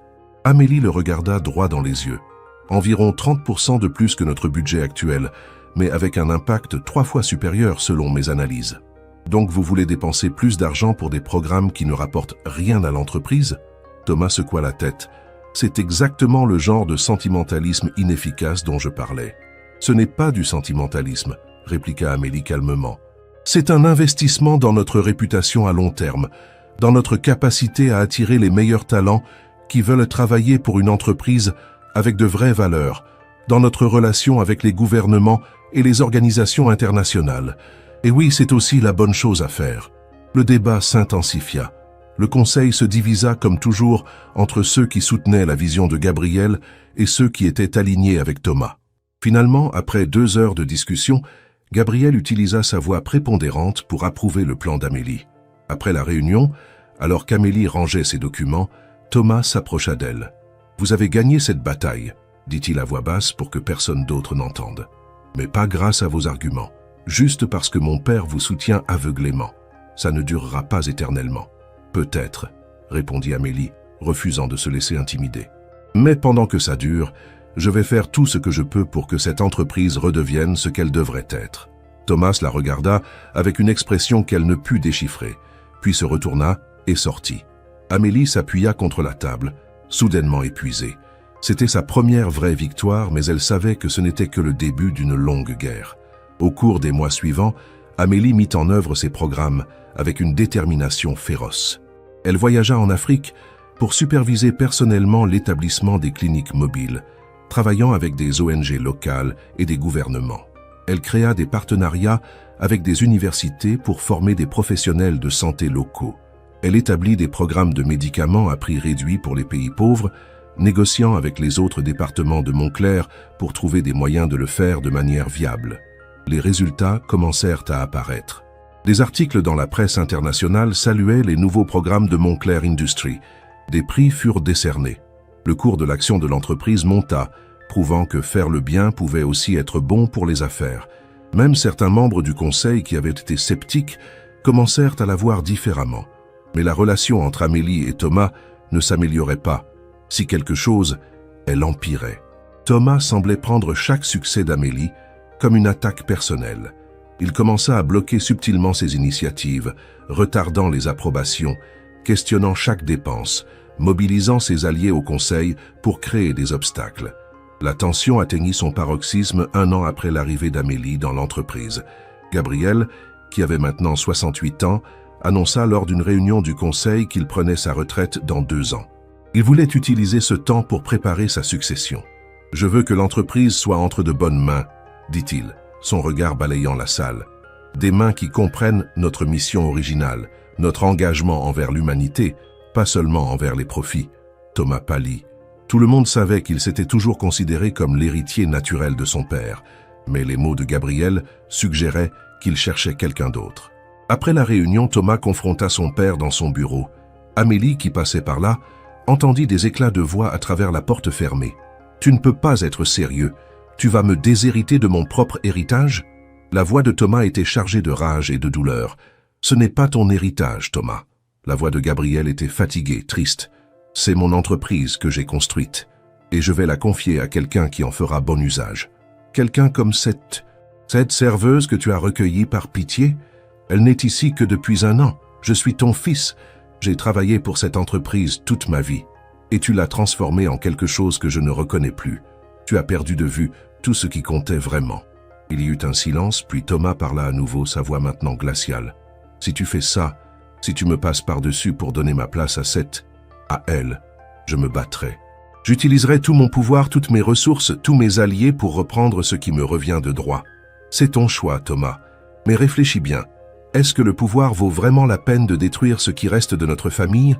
La porte s'ouvrit brusquement et Thomas sortit en trombe, son visage rouge de colère. Il vit Amélie dans le couloir et s'arrêta net. « Vous !» siffla-t-il. « C'est vous qui avez détruit ma famille, vous qui avez retourné mon père contre moi. J'espère que vous êtes contente. »« Thomas, je n'ai jamais voulu... » commença Amélie, mais il la coupa. « Je me fiche de ce que vous vouliez. Tout ce que je sais, c'est qu'avant vous, j'avais un père. Maintenant, il me regarde comme si j'étais un étranger, un ennemi. Vous avez pris ma place dans son cœur et maintenant vous allez prendre ma place dans l'entreprise, mais je ne vous laisserai pas faire, je vous le jure. » Il partit, laissant Amélie tremblante dans le couloir. Gabriel sortit de son bureau et la trouva là, les larmes coulant sur ses joues. « Amélie, ma chère, je suis désolé que tu aies entendu ça, » dit-il en la prenant dans ses bras. « Gabriel, je ne veux pas être la raison pour laquelle vous et Thomas êtes en conflit. Si ma présence ici détruit votre relation avec votre fils, alors peut-être que je devrais... » « Non. » Gabriel la tint à bout de bras, la regardant intensément. « Non, Amélie. Le conflit entre Thomas et moi existe depuis bien avant que tu n'entres dans nos vies. Tu n'as rien créé. Tu as seulement forcé les choses à remonter à la surface. Mais il me déteste. Il ne te déteste pas vraiment. Il déteste ce que tu représentes. Un rappel que sa façon de voir le monde n'est pas la seule. Il déteste que je t'ai choisi, que je vois en toi ce que j'aurais voulu voir en lui. » Gabriel soupira. « C'est ma faute, pas la tienne. J'ai échoué en tant que père après la mort de Céline. J'aurais dû être là pour Thomas, l'aider à traverser son chagrin. Au lieu de ça, je me suis enfermé dans ma propre douleur, et il a dû grandir seul, endurci, persuadé que les émotions étaient des faiblesses. » Amélie essuya ses larmes. « Qu'allons-nous faire? Nous allons continuer. Je vais essayer une dernière fois de parler à Thomas, de lui faire comprendre. Mais s'il refuse d'écouter, alors je ferai ce que je dois faire pour protéger l'entreprise et sa mission. » Les 2 années suivantes furent les plus difficiles de la vie d'Amélie. La guerre entre Gabriel et Thomas pour l'âme de Montclair Industries s'intensifia. Thomas mobilisa ses alliés au conseil, lançant campagne après campagne pour bloquer les initiatives d'Amélie, et prouver qu'elle n'était pas qualifiée pour diriger l'entreprise. Il y eut des moments où Amélie pensa abandonner. Moments où la pression était si intense, les attaques si personnelles, qu'elle se demandait si tout cela en valait vraiment la peine. Mais à chaque fois qu'elle était sur le point de craquer, quelque chose la ramenait à sa mission. Parfois, c'était une lettre d'une mère africaine dont l'enfant avait été sauvé par une des cliniques mobiles. Parfois, c'était un rapport montrant l'impact positif de leur programme. Et toujours, c'était Gabriel, son mentor, son ami, presque un père maintenant, qui lui rappelait pourquoi elle se battait. Sophie, qui avait maintenant terminé sa licence et préparait son master en littérature à la Sorbonne, était aussi un pilier de soutien. Les soirs où Amélie rentrait épuisée, découragée, Sophie était là avec une tasse de thé et des mots réconfortants. Tu te souviens quand nous pensions que nos plus gros problèmes, c'était comment payer les médicaments pour mon asthme, disait Sophie. Regarde où nous sommes maintenant. Tu changes le monde, Amélie. Ne laisse personne te dire le contraire. Puis vint le jour où tout bascula. C'était un mardi matin ordinaire. Amélie était dans son bureau, préparant une présentation pour le conseil quand son téléphone sonna. C'était Maître Rousseau, l'avocat de Gabriel, et sa voix tremblait d'une manière qu'Amélie ne lui avait jamais entendue. « Mademoiselle Dubois, vous devez venir immédiatement à l'hôpital de la Pitié-Salpêtrière. C'est Monsieur Monclerc. Il a eu une autre crise cardiaque ce matin. C'est grave. » Le monde d'Amélie s'effondra. Elle laissa tout tomber et courut hors de son bureau, ignorant les appels de sa secrétaire. Elle prit un taxi, criant au chauffeur d'aller le plus vite possible. Le trajet jusqu'à l'hôpital lui sembla durer une éternité, chaque minute une torture. Quand elle arriva enfin au service de soins intensifs cardiaques, elle trouva Maître Rousseau qui attendait dans le couloir, son visage habituellement impassible, marqué par l'inquiétude. Thomas était là aussi assis sur une chaise en plastique, la tête dans ses mains. « Comment va-t-il » demanda Amélie d'une voix étranglée. « Il est en chirurgie » répondit l'avocat. « Un infarctus massif, comme le premier. » Mais cette fois, son cœur était déjà affaibli. Les médecins, ils ne sont pas optimistes. Amélie sentit ses jambes céder et dut s'appuyer contre le mur. Non, pas Gabriel, pas maintenant. Il y avait encore tant de choses qu'ils devaient faire ensemble, tant de choses qu'elle voulait lui dire, le remercier et lui dire combien il comptait pour elle. Elle s'assit sur une chaise et ils attendirent. 1 heure passa, puis 2. Thomas n'avait pas dit un mot, n'avait même pas levé les yeux quand Amélie était arrivée. Il restait là, figé, son visage une statue de douleur contenue. Finalement, Amélie ne put supporter le silence plus longtemps. « Thomas » dit-elle doucement. Il leva les yeux et elle fut choquée de voir qu'il avait pleuré. Ses yeux étaient rouges, son visage bouffi. « Quoi » Sa voix était cassée. « Je suis désolé. Pour tout. Pour avoir été la cause de conflits entre vous et votre père. » Thomas la regarda pendant un long moment puis secoua la tête. « Vous n'avez rien causé. Mon père avait raison. Vous avez juste mis en lumière ce que j'étais devenu. Quelqu'un que ma propre sœur aurait détesté. Quelqu'un que mon père ne reconnaissait plus. » C'était la première fois qu'Amélie entendait Thomas mentionner Céline. Il m'a parlé d'elle, de votre sœur. Céline était tout ce que je ne suis pas. Bonne, généreuse, pleine de vie. Thomas essuya ses yeux. Quand elle est morte, j'ai pensé que je devais être fort, que je ne devais pas montrer ma douleur. J'ai pensé que si je réussissais, si je devenais puissant et riche, ça compenserait pour sa perte. Mais rien ne l'a compensé. Et quelque part, en cours de route, j'ai oublié qui j'étais censé être. Amélie s'assit à côté de lui. Il n'est pas trop tard, Thomas. Vous pouvez encore changer. Votre père. Mon père est en train de mourir, l'interrompit Thomas, sa voix se brisant complètement. Et les dernières années de sa vie, je les ai passées à me battre contre lui, à le décevoir. Qu'est-ce que j'ai fait? Qu'est-ce que j'ai fait? Il s'effondra, des sanglots déchirants sortant de sa poitrine. Amélie, sans réfléchir, le prit dans ses bras, le laissant pleurer contre son épaule comme Gabriel l'avait fait pour elle tant de fois. Dans ce couloir d'hôpital froid et impersonnel, 2 ennemis trouvèrent un moment de paix dans leur chagrin partagé. 4 heures après le début de la chirurgie, le médecin sortit enfin. Son expression était sombre et Amélie sentit son cœur s'arrêter. « La chirurgie a réussi », dit-il, et Amélie laissa échapper un sanglot de soulagement. Mais son état est critique. Les prochaines 48 heures seront décisives. S'il les passe, il aura une chance. Mais je dois être honnête avec vous. Les dommages à son cœur sont extensifs. Même s'il survit, il ne sera plus jamais le même. Sa qualité de vie sera considérablement réduite. Peut-on le voir ? Demanda Thomas, sa voix à peine un murmure. Dans quelques heures, quand il sera en salle de réveil. un par un, et seulement pour quelques minutes. Les 48 heures suivantes furent un cauchemar. Amélie et Thomas restèrent à l'hôpital, dormant à peine, mangeant à peine, priant chacun à leur manière. Sophie vint, ainsi que la grand-mère d'Amélie. Maître Rousseau restait aussi, gérant les affaires urgentes depuis le couloir de l'hôpital. Gabriel passait entre la vie et la mort. Parfois, il reprenait conscience pendant quelques minutes, reconnaissant ceux qui l'entouraient. D'autres fois, il délirait, appelant Céline, parlant à des personnes mortes depuis longtemps. Un soir, vers minuit, alors qu'Amélie était seule à son chevet, autorisée à rester quelques minutes de plus par une infirmière compatissante, Gabriel ouvrit les yeux. Ils étaient clairs, lucides, et il sourit faiblement en la voyant. « Amélie, murmura-t-il, sa voix à peine audible. « Je suis là, Gabriel. Je suis là. » Elle prit sa main, sentant combien elle était faible et froide. « Écoute-moi, je n'ai pas beaucoup de temps. » Chaque mot semblait lui coûter un effort immense. « Ne dites pas ça. Vous allez vous en sortir. Vous êtes fort. » Il secoua légèrement la tête. « Pas cette fois. Je le sens. Mais c'est bien. J'ai eu ma seconde chance. Grâce à toi. » Il porta difficilement sa main à sa bouche pour tousser. « Gabriel, s'il vous plaît, écoute, » insista-t-il. « Rousseau a tous les documents. La moitié de mes parts vont à Thomas. C'est son droit, en tant que fils. Mais l'autre moitié, je te les laisse, avec la clause que vous devez diriger l'entreprise ensemble, où elle sera vendue. » Amélie secoua la tête, les larmes coulant librement. « Non, Gabriel, vous ne pouvez pas. Thomas me déteste. Comment pourrions-nous? Il ne te déteste pas, il a peur de ne pas être à la hauteur. Aide-le, Amélie, aide-le à retrouver le bon chemin. C'est mon dernier souhait. Je ne sais pas si je peux. Tu peux.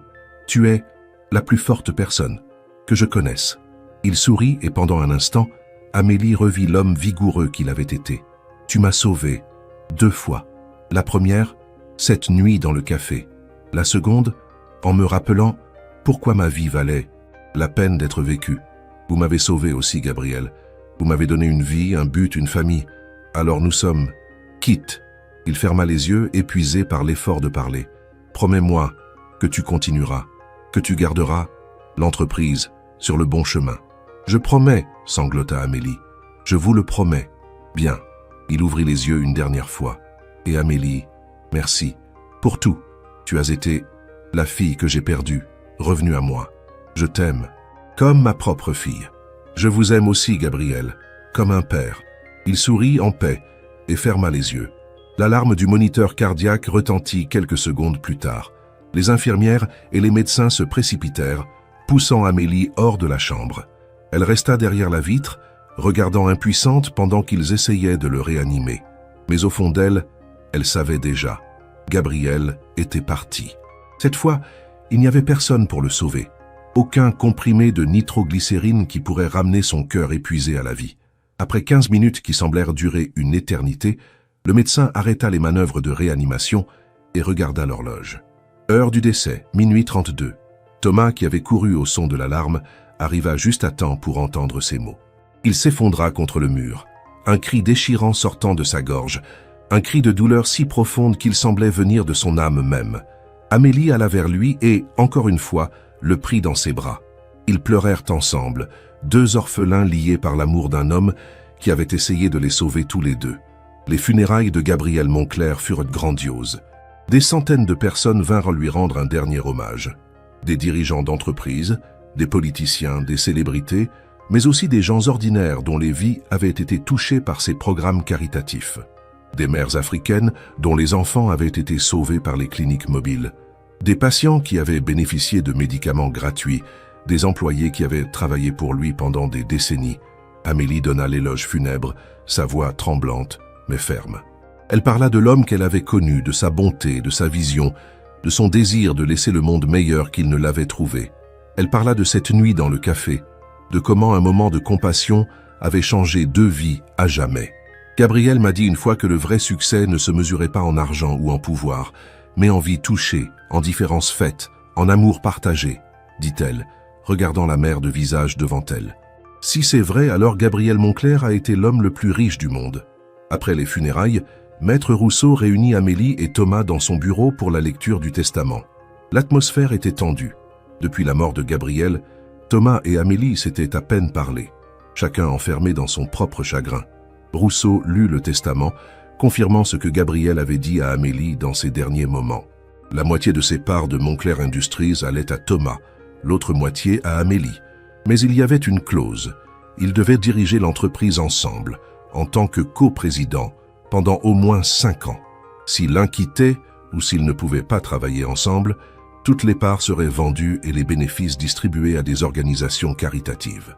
Thomas resta silencieux pendant un long moment, après que Rousseau eut fini de lire. Puis il regarda Amélie, son expression illisible. « Il nous a piégés », dit-il finalement sans amertume dans sa voix, presque avec admiration. « Même dans la mort, il essaie de nous forcer à nous entendre. »« Il voulait sauver son entreprise, » répondit Amélie. « Et peut-être nous sauver nous aussi. » Thomas se leva et alla à la fenêtre, regardant Paris s'étendre en dessous. « Je ne sais pas si je peux faire ça, Amélie. Je ne sais pas si nous pouvons faire ça.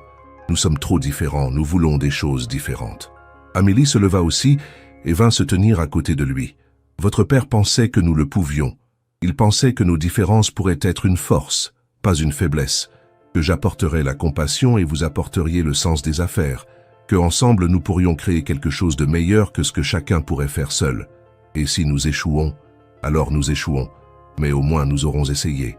Au moins nous n'aurons pas trahi sa confiance en nous. » Thomas se tourna vers elle, et pour la première fois depuis qu'elle le connaissait, elle vit de la vulnérabilité dans ses yeux. « Je ne sais pas comment faire ça. Comment être la personne qu'il voulait que je sois.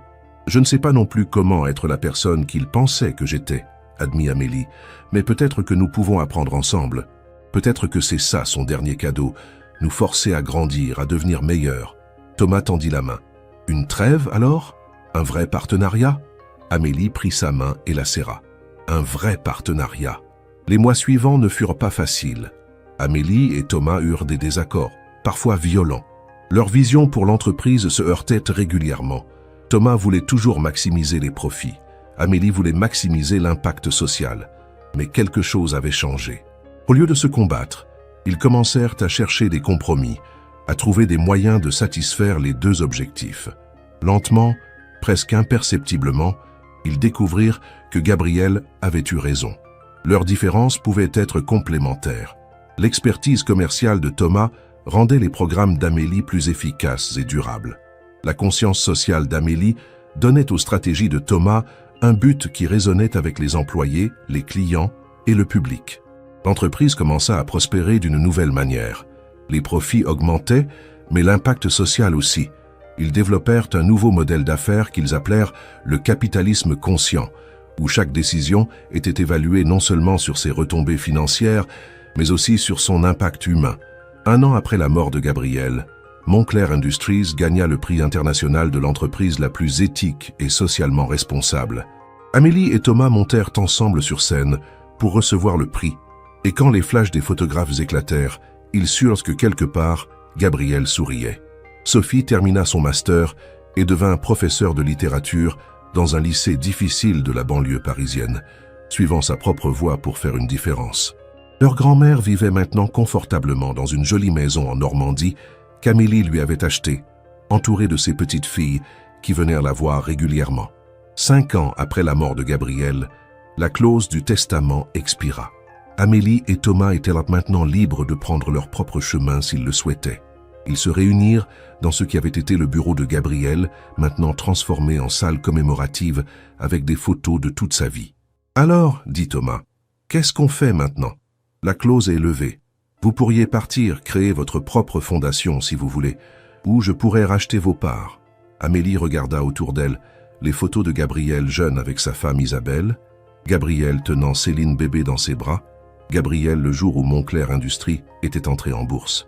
Elle pensa à tout le chemin parcouru depuis cette nuit pluvieuse dans un café minable. « Je pense que je vais rester, » dit-elle finalement, « si vous me voulez toujours comme partenaire. » Thomas sourit, un vrai sourire, chaleureux et sincère. « Je ne voudrais personne d'autre. Mon père avait raison sur beaucoup de choses, mais surtout sur vous. Vous êtes exactement ce dont cette entreprise et ce dont j'avais besoin. Et vous êtes devenu l'homme que votre père espérait que vous deviendriez, » répondit Amélie. Céline serait fière. Ils restèrent en silence pendant un moment, contemplant le portrait de Gabriel qui dominait la pièce. Puis Amélie parla à nouveau. « Vous savez, tout a commencé avec un simple acte de gentillesse. Je n'ai rien fait d'extraordinaire ce soir-là. J'ai juste aidé quelqu'un qui en avait besoin. Mais c'est ça qui était extraordinaire, répondit Thomas. Dans un monde où tant de gens passent leur chemin, où l'indifférence est devenue la norme, vous avez choisi de vous soucier. Et ce choix a tout changé. Amélie pensa à la femme qu'elle avait été, à celle qu'elle était devenue. De serveuse à coprésidente d'une multinationale, le voyage avait été incroyable. Mais ce n'était pas la position ou l'argent qui comptait vraiment.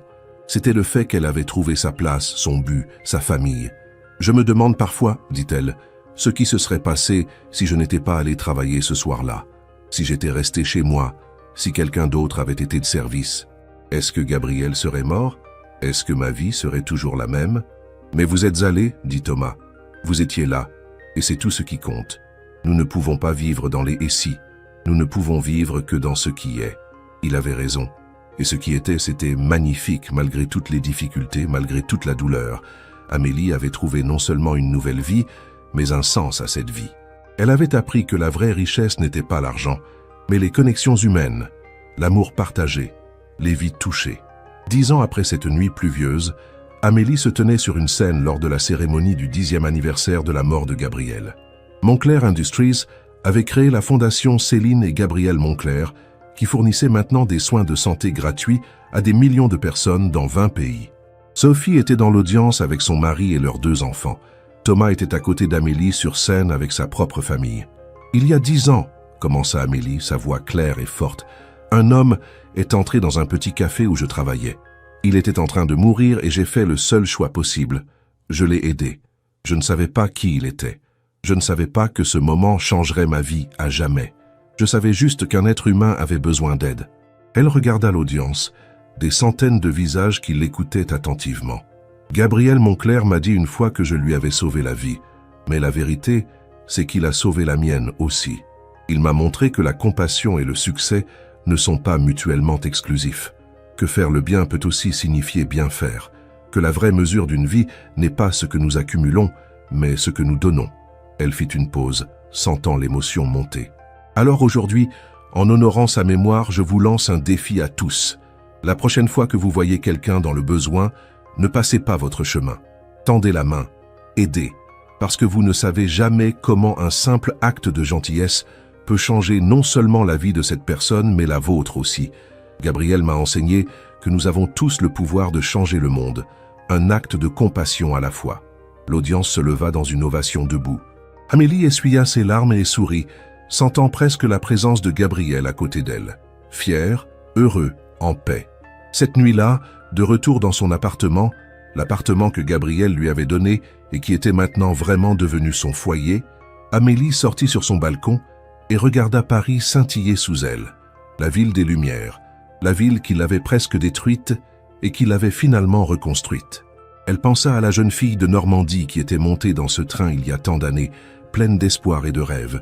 Elle pensa à la femme brisée qu'elle était devenue, luttant pour survivre jour après jour.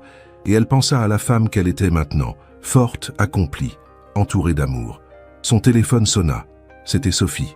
« Je voulais juste te dire que j'étais fière de toi aujourd'hui, » dit sa petite sœur. « Ton discours était magnifique. Gabriel aurait été si fier.